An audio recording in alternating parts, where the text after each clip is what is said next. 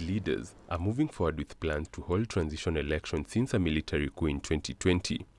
In February, the government deferred presidential elections for technical reasons in a second postponement. However, less than a month after Abdoulaye Maigwa was appointed, a series of meetings have taken place to get the process back on track.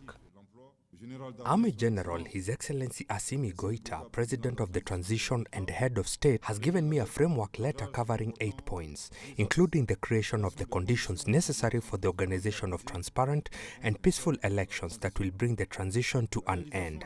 Achieving this requires consultation with all the players involved in the electoral process, especially as the Head of State has made inclusiveness a principle of action in the conduct of reforms during the transition. Last year, the government held a referendum where Malians overwhelmingly approved new constitutional changes, paving the way for elections and a return to civilian rule. Political actors say the country is now better poised for the transition, with major issues, especially security, much improved. The transitional authorities have never considered organizing elections to be the end in itself.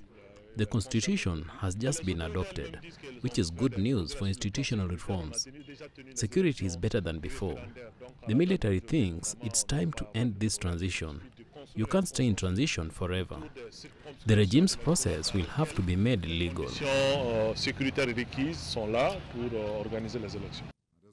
In May, a national dialogue forum organized by interim authorities proposed that the junta stay in power until 2027.